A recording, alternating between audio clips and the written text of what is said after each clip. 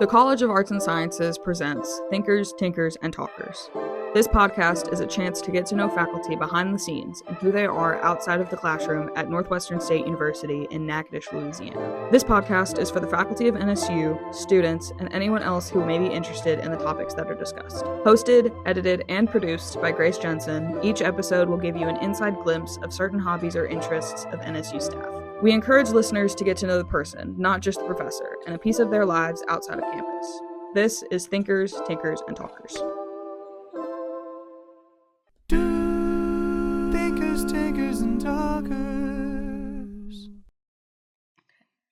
Hello, everybody, and welcome back to Thinkers, Tinkers, and Talkers. I'm your host, Grace Jensen, and I'm joined today by a very special guest, Mr. David Steele. Hello. If you want to go ahead and, give a little overview about what you do on campus. Okay, I think most students in general probably know me as one of their fine arts teachers. The music students know me in other classes, but I think the general university population of students probably knows me through fine arts more than anything else. So I teach fine arts, I teach music classes. I'm also the faculty rector of Varnado Hall, the residential college for the arts on campus. The past 4 years, I've been one of the directors of the Demon Heat Color Guard. So I work with the Spirit of Northwestern in the fall season and the spring season. Yay! So, yeah.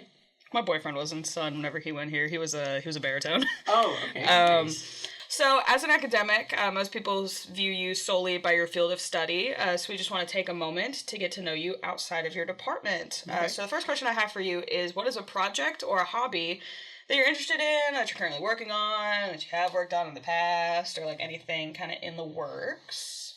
So, it's not related at all, but I absolutely love, outside garden DIY projects. So I'm really into the gardening, and I really love gaming. That's sort of my other sort of side hobby. So gaming and gardening is really sort of what I enjoy doing when I'm not doing work. Also actually same. Because I love plants, and I just bought my older brother's old PC off of him a couple of weeks ago, because he had built a whole new one, and then I'd gotten my Christmas money from my grandma, because we usually get it in advance, and we can usually just buy whatever we want. Right. But the rule used to be, if you buy it, you have to put it under the tree, and you can't get it until Christmas. But this year, since I'm old, I say even though I'm only 22, I got my Christmas money from my dad, and I was like, I'm just about to go give this to Matt, who's my older brother, be like, give me your PC. Give it. I'm actually in the market for a new PC. I need one really badly. But, I get into the habit of playing, the same, 3 games. I'm the exact same way. And I can't, there's other games that I want to explore and get better at. But yeah, my current computer, the graphic cards is super low, the memory is super low, but it does what I need it to do with the games that I enjoy. So exactly. I haven't bitten the bullet yet and, right. Made a huge purchase for a new PC. Right. But I imagine it's coming soon. Yeah. And I'm just very glad that I can play The Sims 4, not on my MacBook Air that I've had for 4 years now. Oh my god, I love The Sims 4. Because it takes up 30 gigabytes of storage, and I do not have... Because I have a lot of packs. For people who are not well-versed in The Sims 4, packs are downloadable content. So what that means is you have your main game. So it's called the base game. And that's the main game in and of itself. And it is totally completely playable without anything else. But downloadable content is stuff that you can buy separate from the game, but you have to have the base game to be able to play the DLC. And it's just stuff that you can add on. So in this instance of The Sims 4, so it's build objects, stuff clothing items, hair items, stuff like that. Wall decorations. Yeah, and stuff. Wall decorations and stuff. And then also some of the packs will have storyline features. Because The Sims 4, it's a life simulator game. So what that means is this is just Sims 101 now. Totally cool. So basically, it's you create a sim, and that's your little character. that you just kind of play. And you can, like, build them a house. You can pick careers for them, pick aspirations to complete, and stuff like that. It's really, like, a versatile game, and I never get tired of it, because if I get bored, I can just be like, all right, time to create a new sim, and then create a whole new storyline. So many options with it. So many things that you can do. So the question is, like, how do you play The Sims? Because there's many different ways that you can play, right? Right. How do you play The Sims? I usually, I have my own, like, obviously I have my sim self, which, again, definition would be a sim that you created based off of your person and features and stuff like that. So I have my sim self, I have my boyfriend's sim self as well, then we have our own little household together. And then right now, I started because I really want to get the new Life and Death expansion pack. Yeah, that one came out. Yeah, it came out just recently. Oh, but I'm waiting for it to go on sale because I never buy packs for full price. Same. I don't do that either. I always wait for them to go on sale. Usually around Christmas they do, like yes, either right after. Because Life and Death just came out on Halloween, it's not on sale yet. Yeah. Which is really lame. Yeah. But for right now, I kind of started doing the Black Widow challenge, which, again, context, it's you have a sim, and then you marry another sim for their money, basically, and then you kill them off. And you off them. And then you just do that over and over again until you're really, really rich. Nice. So, yeah, that's kind of what I started. And then more recently, I started, because I also have the Realm of Magic pack. That's so a I'm good getting one into too. that's a magic pack. And you can be like a little spellcaster and stuff. So I'm starting out with like going through the actual like storyline of that. Very cool. Yeah, there's so many different ways. It's such a versatile game. All my Sims, the way I've been recently playing, is sort of like the family legacy. Oh sort my of gosh, thing. yes! So I love watching legacy challenges. Yeah, they're so interesting. So all of my Sims, so I have like my sim worlds, divided up into different houses. So it's very Game of Thrones with my Sims. Yes. So and some of them have magic, some of them have do other things, but that's how I've been playing. I've been sort of, and then each of the houses sort of fight for the big mansion that I built in the middle of the map. And so every couple of weeks or so, I have a new family sort of take over. The Sim throne, but that's sort of how I've been the playing. Iron Throne yeah. for Game of Thrones fans. So that's how I've sort of been playing, and it's a lot of fun. And all of them are unemployed. We most of mine are like off the grid challenge lots. Right. So there's no electricity or anything like that. So it's like bare minimum, which I find really fun to play because number one, it's a little challenging, but number two, I find it maybe a little bit easier because they don't have to go to work or anything like that, and you can just have fun with your Sims. So that's the way I've been playing recently. So I love the Game of Thrones aspect of it. That's just so funny. Yeah, some of them are absolutely brutal, but oh man, it's like did you like kind of like. This is just me kind of just asking, did you kind of, like, base them off of, like, the Game of Thrones houses? Like, do you have one that's, like reminiscent of, like, House Stark and, like, House Targaryen? Yeah, kind of. For me, it wasn't necessarily houses more than, like, characters. Right. So I had a Cersei, right? Obviously. Who's absolutely a terrible, terrible Sim. The Nancy Landgrab, if you will, for people who understand that. Yes, absolutely. So... She has been gone for a couple weeks now, but and we're moving on. But they have like each house has their own specific color. Right. So like all their clothes, like I have one house that's like red and gold, right? Right. So all their clothes, are red and gold. All of the decorations and things in their house are, reminiscence of red and gold. Mm-hmm. So each house sort of is color coded. Right. That's sort of how I keep the houses separate. And very much House Lannister coded. Very much. Yeah. Very much. Just another general Game of Thrones question, since I'm asking about it. Yeah. Who's your favorite house? Oh, in Game of Thrones? Yes. Yeah, that's a great question. So it's interesting that you even bring that up because I just finished watching the series again. Right. So, in fact, last night, we finished the last episode last night at my house. I'm a huge fan of the Starks. I really am, just because I love a good underdog story. Yup.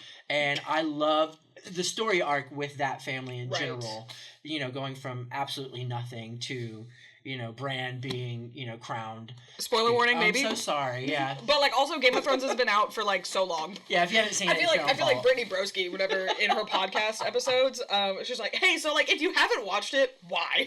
I should have done spoiler alert, but I assume everybody has seen it, but you know. Right. But you know, the Starks are just such a cool house to just watch. Their story is just so interesting. If you haven't seen Game of Thrones, sorry. Yeah, sorry about that. But also, it's been out since like, when did they even start? I was 2 years behind before I even started. Yeah. And then I stopped for a little bit, and then it started making more episodes, and then it was over. And I was like, I guess I should probably watch this again. And then the ending was just bad. Well, yeah, and you've got to get through the first season too. If you can get through first season, the whole first season, in my mind at least, is all exposition. You know what I mean? Like, it just sets up. You have 8 hours of exposition. Yeah, it's exactly it. And you don't really get to get excited about it until like the very last episode of the first season, because then you start to get introduced to the magic a little bit. You know? Yes. So if you can make it through the first season, it'll hook you pretty well. It's like that's the way that I describe The Office, because I am very much true. not a sitcom person. Yeah. I get so much secondhand embarrassment. It's insane. It's insane. Like, I can't watch Friends. Yeah. Because I get secondhand embarrassment so bad. Sorry to Friends fans, I guess. I don't know. Friends. So What a TV show. Yeah, right? So like with The Office, I always say that like season 1 and 2 Michael Scott is just like insufferable. You're right. Insufferable. You're right. But once you get past the first couple of seasons and Michael Scott's character develops, it's great. Yeah. It's great. It's a really great show. Right. I love that show. Yeah. That was such a side quest that we went on, but that was so fun. I know. That's okay. That's okay. These questions are like just a baseline that I have. Swinging back. Okay. The pendulum swinging back to your interest in gaming specifically. Okay. When did that interest kind of develop? I've always sort of had an interest. I would say for the past like maybe 10 years, I've had an interest in gaming. I never really got fully invested in it until I started dating my now husband. But when we were dating, he was into games, and it was a really cool way for for us to sort of turn everything off in the real world and sort of get into something that was sort of fantasy-like in a lot of ways. Right. And it's such a great escape. Mm-hmm. So I think, about 10 years ago, but then, when we got married, we got a computer. He got a really nice computer, and I've got a decent computer. And it's just kind of how we like spending, some of our free time, especially on the weekends. It's like a Sunday morning thing for me. Right. I guess instead of going to church, I game, but Yeah. that's okay. So this is just out of my general curiosity. Yeah. I know you're a big fan of The Sims. Yes. What other games and like franchises do you like? So I am so Sims, I have to be honest with you, Sims is like probably my like second or third favorite game. Mm-hmm. My absolute favorite game is a game called Civilization. Mm-hmm. Are you familiar with it at all? I've heard of it. I've heard of it, definitely. So it's this turn-based strategy game. Mm-hmm. And I absolutely love it. I could play it for literally days. Like, I have to remind myself to get up and go use the bathroom. Like, it's that addicting, right? And I won't, like, days that I play, like, I won't eat, like, terrible health, but, like, I just get so into it. Yeah, and I love that game. Mm-hmm. And they're about to come out with Civilization 7, and I think, like, within the next month or so. So I'm really looking forward to that. But that's my absolute favorite game is Civilization. What would be your top 5? Okay, so I can tell you the ones I have been playing recently, right? So like Civilization, mm-hmm. The Sims. Mm-hmm. There's a game called Prison Architect. Have you ever heard of this? I think either my boyfriend or one of my friends in our Discord server that we are in, has mentioned it. So that's a fun one. Prison Art. You basically build a prison, and you're in charge of it. That's so fun. And then I'm really into a game called City Skylines. I've heard of that. I've heard of that. It takes a while to sort of learn how to navigate and do things, but once you sort of figure it out, it is such a, like, I don't know, you have so much freedom in that game. And it's fun because it's sort of design based in a lot of ways, and there's strategy involved. So that's sort of where I tend to gravitate with gaming, is strategy and sort of design based sort of things. Yeah. That's really cool. For me personally, much to my dismay, I would love to be into these type of games, but I'm a not necessarily a hater, but like I don't really like farming simulators. Oh. So like Stardew Valley, and like Animal Crossing. I started playing Stardew Valley when I was in high school, but I just get bored so quick. I get bored so quickly. And then my boyfriend keeps trying to get me to play the first-person shooter games that they play. Oh, yeah. I'm just bad. Is that like Call of Duty? Not even Call of Duty. They play the finals a lot. I've heard of that. I think it's a newer game that's come out, but it's another FPS game. But yeah, and they keep trying to get me to play Fortnite too. I was like, I don't want to. I've played Fortnite a couple times, and I got decently good at it. Yeah. But I stopped. Yeah, I've just always been consistently bad at them. Yeah, I'm not the greatest at sort of those, like... Plus, it's just not... those games. It's not fun or appealing to me. I really like RPG games, which those are roleplay games. Yeah. So it's kind of like your character following into a storyline.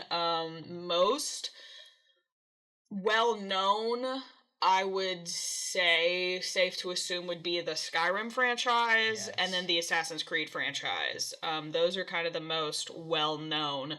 Like Assassin's Creed Odyssey, that is in my top 5 favorite games. I can replay that game over and over and over and over again because I love Greek mythology, and ancient Greek history. So I love that game. And then also,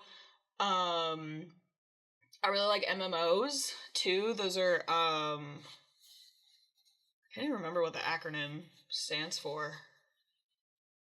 I can't either. Let me Google it. Brief intermission.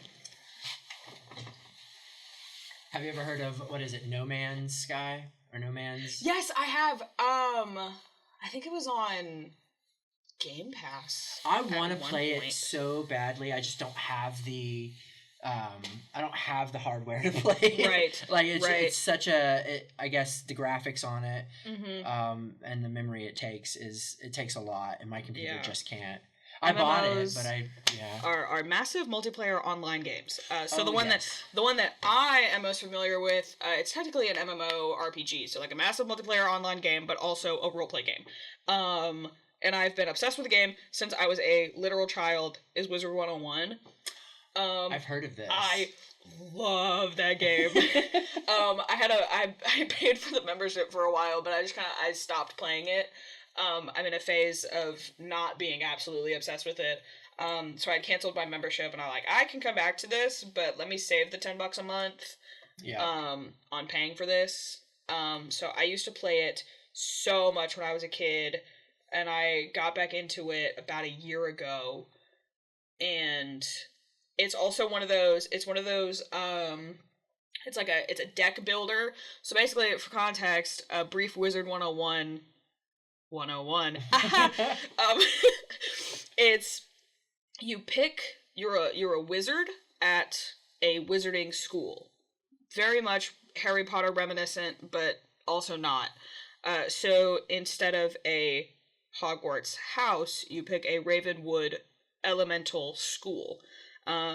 So it's like there's 7 of them, I think. Fire, storm, ice, life, death, balance, and myth. 8. Wow. I lied. 7 main Ravenwood schools, and then balance is from another little world in the spiral. That's what the universe is called. And so you can either take a little test. It's like a basic questionnaire kind of thing, out of these options, which one would you pick? And that'll assign you a school, or you can just pick one. I personally always pick the School of Death. Wow. Just because I think it's fun.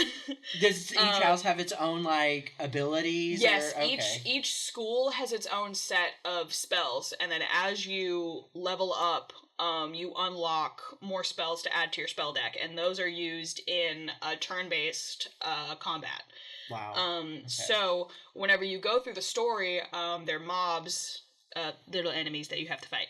And so, it's turn-based, and there's like defensive spells, attack spells, stuff like that, all with like certain, like the attack spells have ranging damage points and stuff like that. So yeah, and it's like a really big storyline. It started out with just one arc with like 5 different worlds that you have to like go through quest wise, but now there's like at least like 20 different worlds. Wow. It's gotten so big since I used to play when I was a kid. Do you know how old is it? I think it was early 2000s. Okay, so it's had time to grow and develop. Started. Yeah, developed and published by King's Isle Entertainment in 2008. Wow. So I think I started playing it in like 2008. I was like 6. Started playing it when I was probably like 9 or 10. Very cool. I think. So yeah, now that I have a computer, a big one, I'm waiting for my monitor to come in though. Nice. I had hooked it up because my older brother, he was like, hey, so I forgot to factory reset it. You're gonna have to do that. And I was like, great, that's cool. So I had it hooked up to my I'd put my mom's TV from her bedroom into my room at my parents' house because she doesn't use it. And so I had hooked my PC up via an HDMI cord to the TV. And I have this really bad, not like bad, but like bad to me, 60% keyboard that I don't like. I don't like 60% keyboards. Again, for context, interjection. A 60% keyboard, so a standard keyboard is, you know, like for students, it'd be the keyboards that are most commonly used with all of the computers on campus. So it's like you have the numpad, the number pad on the side, and then a full-sized keyboard. A 60% keyboard is no number pad, and then no function row of function keys.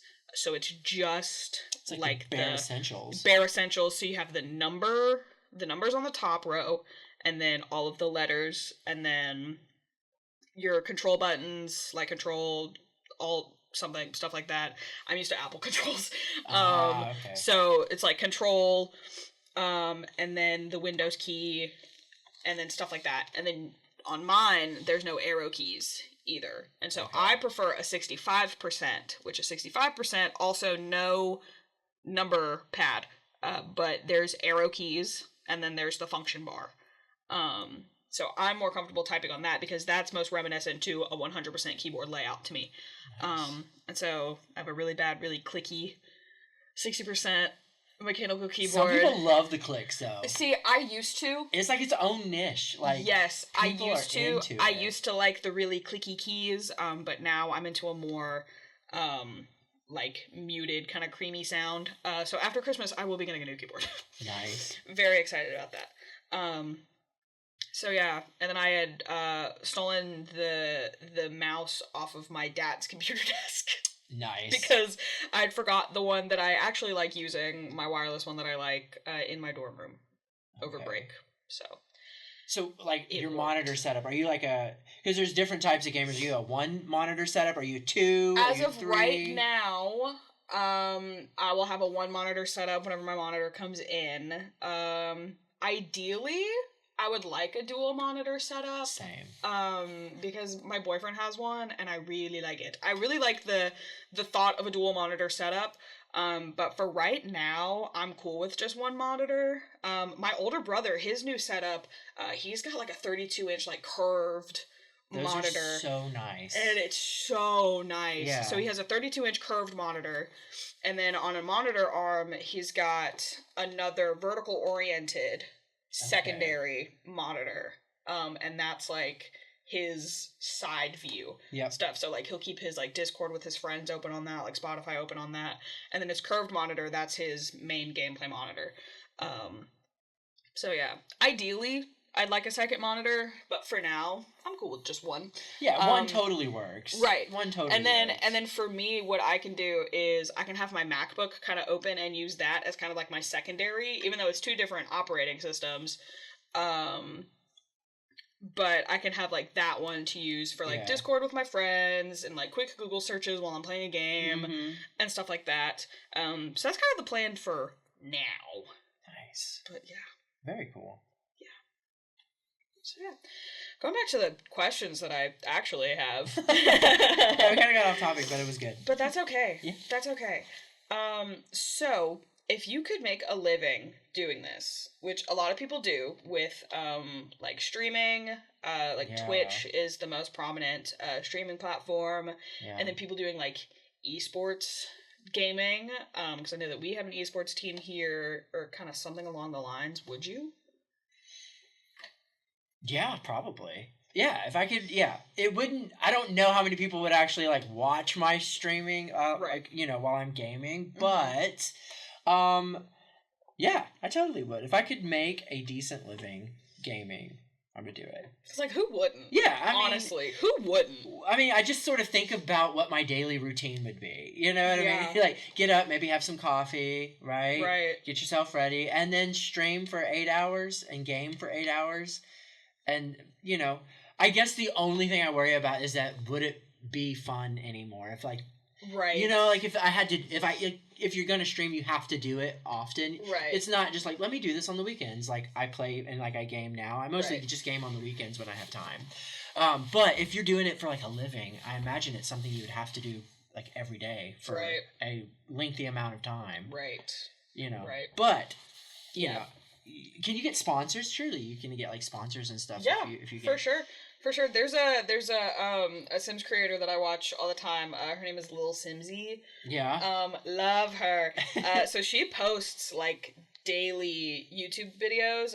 But then she also, I think, streams every day as well, at least for a couple of hours a day.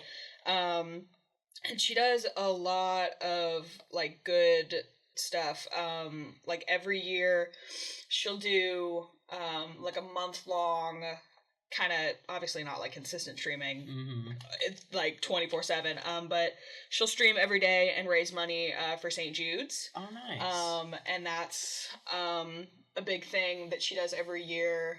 So yeah, and she does that through her Sims content.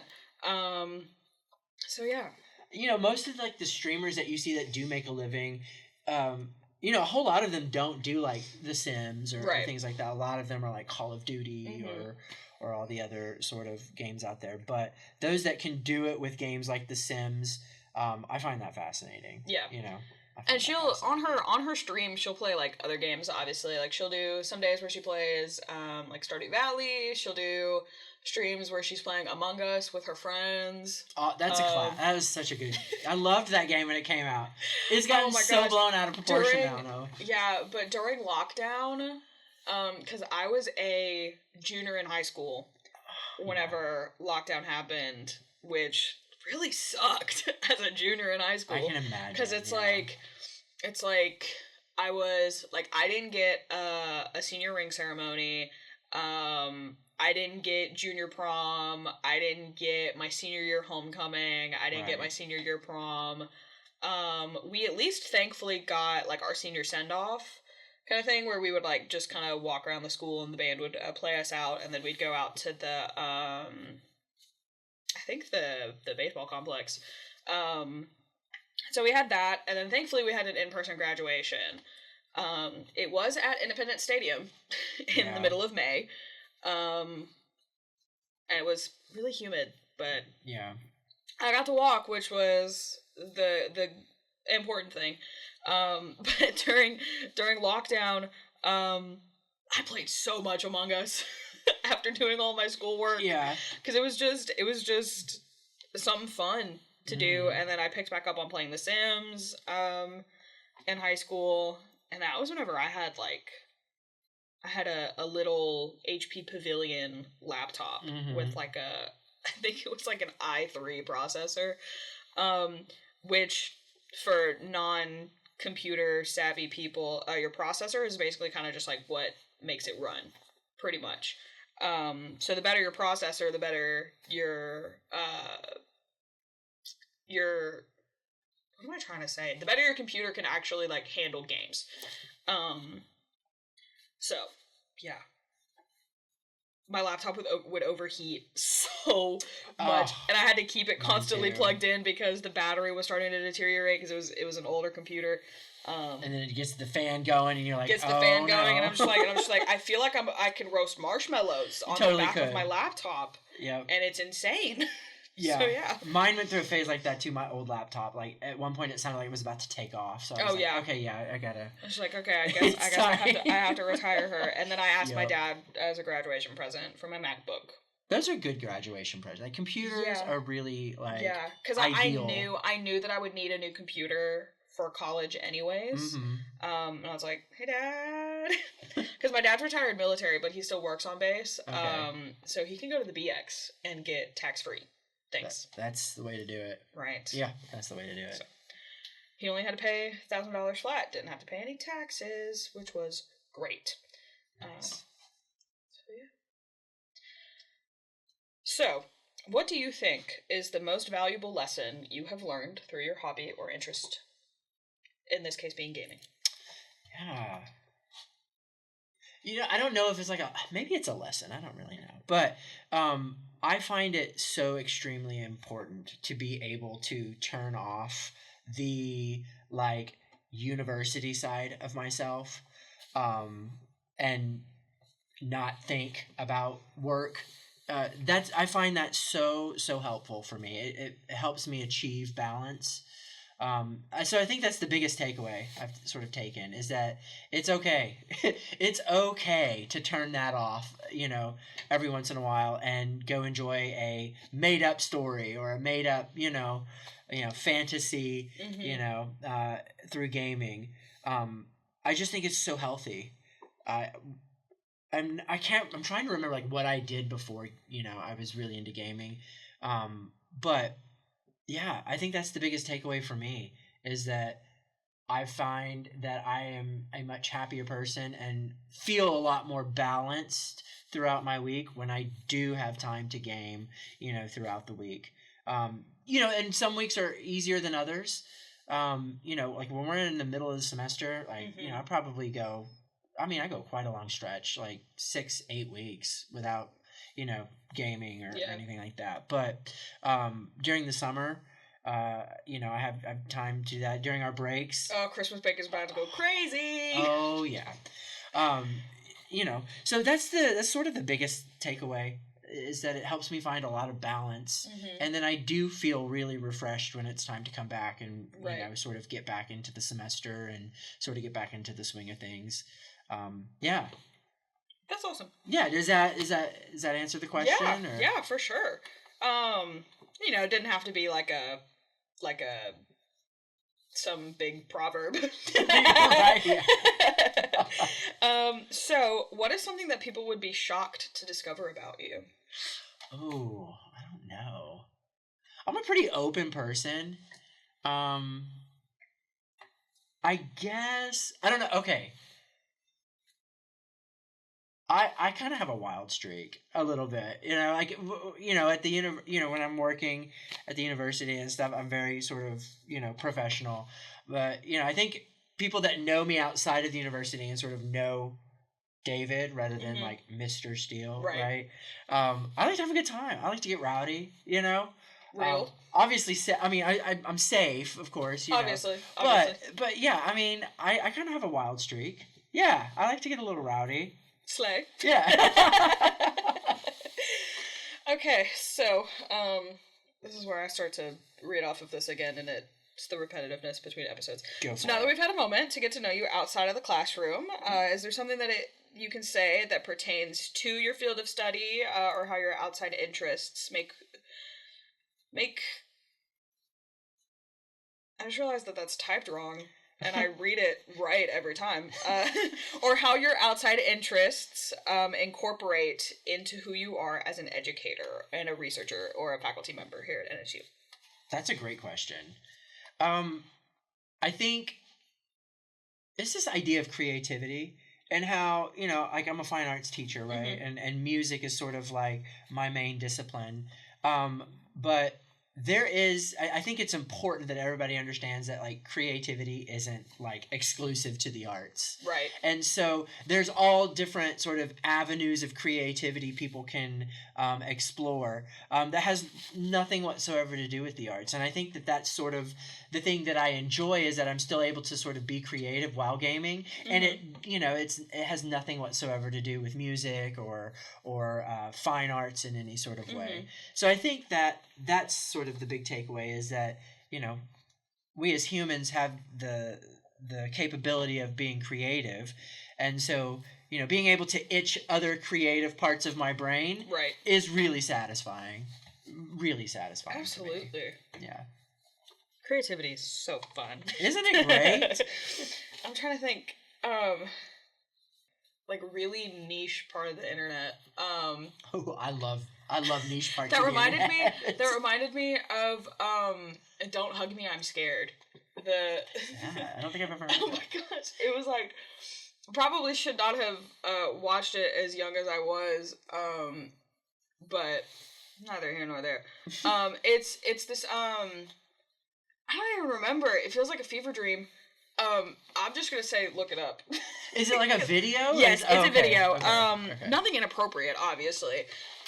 But it's like this creative kind of project, and it's just weird. Not in a bad way, but it was just like the production aspect of it really cool. Yeah. But it is definitely like a very niche part of the internet. What's it called again? Don't Hug Me, I'm Scared. Don't Hug Me, I'm Scared. Yeah. I guess you can find it on like YouTube or something. Okay. Yes. And it's like a multi-part series now. Interesting. I think. Yeah. Kind of weird. Okay, so last couple of questions that I have for you. These are kind of like a rapid fire. Not a whole lot of thought put into it. Scary but fun. Yeah, I have 5 of them. Okay. So, first one is, what is something that you always have on your person? Water. You got Stay my water bottle right hydrated. there. Stay hydrated. Make sure you're staying hydrated. I'm into the carrying around the water bottle everywhere. Mm-hmm. Yeah, I swapped out. I will switch between my Stanley and then I have an Awala. That I'll usually bring to class, but I was like, I'm dehydrated. I'm breaking out the big guns. Oh man, there's so many different types of water bottles. Like, there's so many. This is like, I don't know, maybe a $10 one from Walmart. But it does the trick. My dad bought this one for me, but I mentioned it like once that I wanted one. He was like, "Let me know what color you want, and I'll go get it." And I was like, "Okay, nice, okay." All right, next one. What is your favorite food? I love Mexican food. Tacos and nachos. Like, nothing beats good tacos and nachos. Have you gotten Angel's Tacos? The food truck that's yes. on Texas? Oh, those are so good. So good, Those are so good. We get them, we book them for Demon Fest every year because we love their tacos. I had, like, pulled pork nachos from them once. It was, like, the best thing I've ever eaten. I love their birria tacos. They are so good. Love birria tacos. Yes. Yeah. So the next one is, what is your favorite movie or book or TV show, or all 3 of them if you really feel so inclined? So this is, okay, I know the answer to this. This was a book and then turned into a movie. Ender's Game. It's actually, my brother gave me that book when I was like maybe 12 or 13. Yes. I really wasn't into reading. I read that book and it's been nonstop for me ever since. So it's a sci-fi sort of stuff. And then they turned it into a movie. And so I love that movie as well. But the book, I think in most cases where there's books turned into movies or TV shows, the books are always better because it's your own imagination. Obviously. So yeah, Ender's Game. Awesome. It's got Harrison Ford in it. I googled it while you were and Viola Davis, who's my all-time favorite actress. Love her. All-time favorite. And then Haley Steinfeld's in it, who I love personally. Yes. Not only just her acting, but I'm a Bills fan, and her and Josh Allen just got engaged. Okay. So I was like, Bills fans are winning. And interesting, too, Ender's Game is about a child gamer. Yeah. So, I mean, it's really great. It's really great. I highly recommend the book, and then the movie, to those listening. Yeah. So the next one is, what profession other than your own would you like to attempt? Probably, okay, I want to be a chef. I would love to be a chef. Yeah, culinary arts. I'd love Heck yeah. Yeah. Heck yeah. And the last one I have is, what is your favorite word? It's probably not appropriate for No, favorite word. I don't know that. No one's ever asked me that. And it can just be any word. Yeah. I don't know. Appropriate, preferably. Yeah, sure. My favorite word. I don't know. I know you wanted this rapid fire, but I can't. No, it's okay. Like this one, Yeah. I don't know. I've never really thought that deeply about a favorite word. Mm-hmm. But probably, let's go with music. That's a great word. That's a good one. Yeah. Stunning. Music. Yeah. Awesome. Going back onto just because I'm curious. Yeah, go for it. With the culinary, what's your favorite thing to cook? So Or bake. Yeah, well, that too. It's super simple, but we make tacos a lot at our house, at least once a week, just because it's pretty simple, it's easy, and you can just sort of customize them how you want. You know what I mean? But I love. So my mother has a really great banana bread recipe. Oh, I love making banana bread. And pumpkin bread recipe. So it's sort of been tradition ever since I was a little kid. Like Thanksgiving was pumpkin bread and Christmas was banana bread. And so, I don't know, maybe about 7 or 8 years ago, she finally I've talked her into giving me the recipe. And, I'm a little bit biased, but nobody has a better recipe than my mother when it comes to banana bread. It's like with gumbo. It's just like you think that your mother's gumbo is the best. Yes. Which, dare I say, my mom makes a pretty mean gumbo. Yeah. I think everybody's mama here makes a pretty mean gumbo. Right. Right. Yeah. So that I would say, the breads, the pumpkin bread and banana bread. That's one of my favorite things, and I think a lot of it too is just the ritual of the time of year and the making of the bread and just sort of the nostalgic feelings that you get. I remember as a kid my mom making it and the smell sort of being in the air. Yeah. So, and we're getting to that time of year where those are the things that, you sort of look forward to and remember most about your childhood. Mm-hmm. So I've turned into the resident dessert maker for Thanksgiving and Christmas. So I have all of my grandma's recipes, which are just, most of them I think she got from Southern Living catalogs. Oh yeah. So her cheesecake recipe is off of the Philadelphia box. But it's so good. Hey, when you find one that works, why if it ain't broke, don't fix it. Yeah, I agree. So I agree. Yeah. We usually make pumpkin pies for Thanksgiving, but we actually didn't make them this year. Ooh. Which I was kind of sad about because I love pumpkin pie. My mother, every Thanksgiving, she makes this pumpkin cheesecake, but it's sort of marbled. Ooh, yeah. In a way, and instead of graham cracker crust, it's a gingerbread crushed cookie crust. It's really, really good. I love that one too. Yeah. I'm not a cheesecake person. I mean, I like it, but I would much rather the pumpkin bread or the banana bread. I feel like it'd be offensive to my dad as a New Yorker if we didn't have cheesecake. Yeah, of course. So, of course. But we all just love cheesecake. My older brother loves cheesecake. My little brother loves it too. Mm-hmm. So we always gotta have a cheesecake. That was the first thing. I went to New York City for the College Media Association conference back in the spring. And I went with our previous Thinkers, Tinkers, and Talkers host, Fallon Lincoln. Hi, Fallon, if you're listening. So the first full day that we were in New York, we were staying at the Marriott Marquis right in Times Square. And she was like, I want cheesecake. I don't care that it's 7 o'clock in the morning. I'm going across the street to Junior's and getting a slice of cheesecake. Yep. And that's what we did. I miss New York. I want to go back so bad. New York is such a fun city. So bad. It really because we were only there for 3 full days. And I was like, that's not enough time. Yeah. That's not enough time. Yeah. We went to the Met And then we went to, I could have spent an entire day just in the Met. Oh, you can. I have. And Yeah. I hate that we didn't spend the entire day in the Met. We were only there for a couple of hours. Even if you spent the entire day at the Met, you're still not going to be able to take it all in. It's just a lot. Yeah. And then we took the Staten Island ferry to go see the Statue of Liberty. Classic. I was like, hey, the ferry's free. Yep. I don't have to learn about her. I just want to see her. Yep. So, and it was really fun because the Staten Island ferry, it departs every 30 minutes. And so whenever we had got to Staten Island, we had to book it all the way around to get back onto the ferry going back to Manhattan. Yep. And it was really fun. And then we were originally gonna wait and get Joe's Pizza.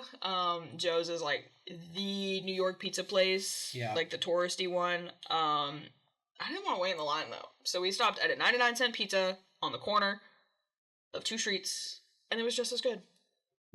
Listen, the little corner shops. Oh, they're so good. The pizza there. Oh, they're so good. Yeah, thin, greasy. Fold it in half. Yes, Delicious. I want a slice of pizza to be big enough that it has to fit on 2 plates and I have to fold it to eat it. Bingo. That's how you know it's a real New York pizza. I miss it so much. Yeah. I ate at a place, it was a pizza joint, but it was like an upscale sort of like pizza joint. It's called Numero 21 in New York. And they have all these sort of like exotic pizzas. And the best pizza, and this is going to sound really, really weird, but the best pizza I ever had was a pear, gorgonzola cheese, and walnut pizza. That actually sounds really good. It sounds like it wouldn't work. And I say that because I like pineapple on my pizza. Yeah, I'm a self-proclaimed you're one of those Yankee, but I like pineapple on my pizza. But only if it's with Canadian bacon. Yeah, that's the only way. I can't do pineapple with pepperoni because that's gross. But only with Canadian bacon. I've never been able to do pineapple on pizza, but pear, for whatever reason, pear and gorgonzola cheese and walnut, that's one of the best pizzas I've ever had. I must have been just really hungry that day. I don't know. Yeah, and then we had gone to Chelsea Market one day, and we had ate at this place called Takumi Taco. Oh, they had the best tacos ever. It's like a Japanese like fusion place. And I had gotten like a spicy tuna taco, but the taco shell was a deep fried gyoza wrapper. It was stunning. So yummy. Look, you just deep fry anything, and I'm probably gonna love it. Literally. I'm not gonna lie. I still think about those tacos to this day. At least life-changing tacos. At least once a month, I'm like, man, I want those tacos. Love it. So yeah. Well, that brings this episode to a close. Thank you so much for coming to join me today. It was a pleasure. Is there any esteemed words of wisdom that you'd want to leave us out with, maybe? Stay creative. Stay creative. Slay. I was going to plug Gala because we're recording this on December 6th, so today was the last day of Gala, but this episode is not going to come out until later this month, on the 20th, whenever you are listening.